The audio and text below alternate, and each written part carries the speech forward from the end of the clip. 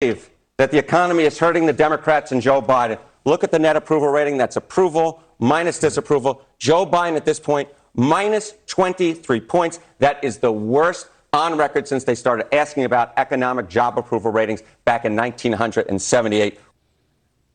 Millennials, joining me now, pollster Jim McLaughlin and... One of the proposals I have and we're going to do now is a Build Back Better world. So all those countries in Africa and Latin America and the Middle East who don't have the capacity to make it better for themselves. He's talking about... We don't have, and it's bad enough when we're doing it to give to Americans, and now we're going to give it to other people, and to justify it, we're going to make us feel guilty that somehow, sometime, somewhere, we exploited them, so we owe it to them to build their infrastructure, which they can't do. I got a better idea. Why not just send them all over here and follow a timber guy in Alaska or a fracker in Texas, and they can show you how to develop resources very environmentally sound, or a trucker in Alabama. We've got all the talent here. Bring people over on an interim program, and they can see how to develop their infrastructure and their natural resources efficiently and environmentally correct.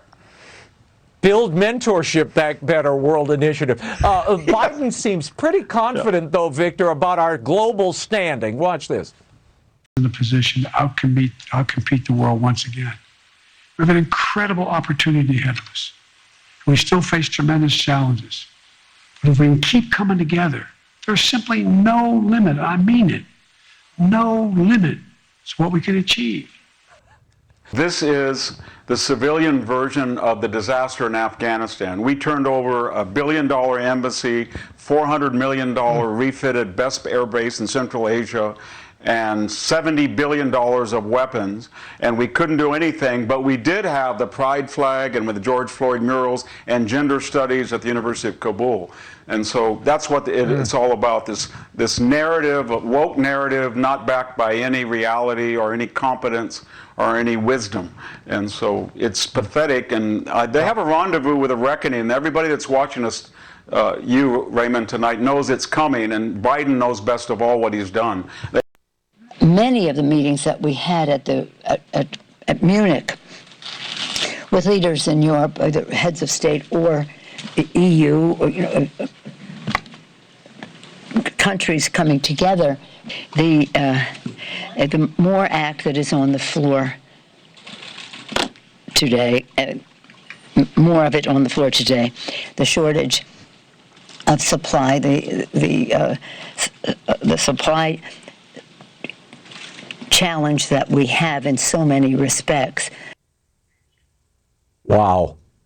Oh my. Well, I love how Nancy's hand gesture. The people who call you home, this home, you matter.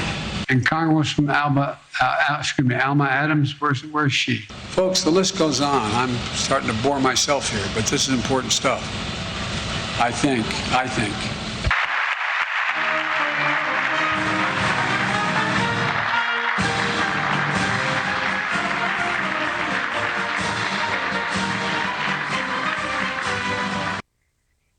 What is it with you kids and anxiety? What is causing all the anxiety? I find this to be a disingenuous argument because your generation doesn't know what's going on in the world. This is probably where the anxiety is coming from. Hate.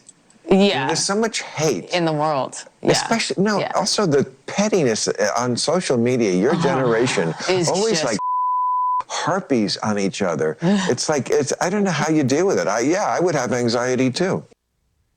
Gladys. God bless you all. Oh, come on with the music. Oh, my God. Oh, my God. That was... Oh, my God. So awful. Jesus God. That is amazing music. I've been on a lot of university campuses. Matter of fact, for 4 years, I was a full professor at the University of Pennsylvania. Well, that's news to us. And an approval rating among all Americans, the lowest yet. And it's no better among younger generations. Among Gen Z, Biden's seen a 21-point drop in support. Among millennials, 19% drop. But he still scores well in the key Democratic voting bloc of dead people. Meanwhile, where's Kamala? One must acknowledge the prices are going up.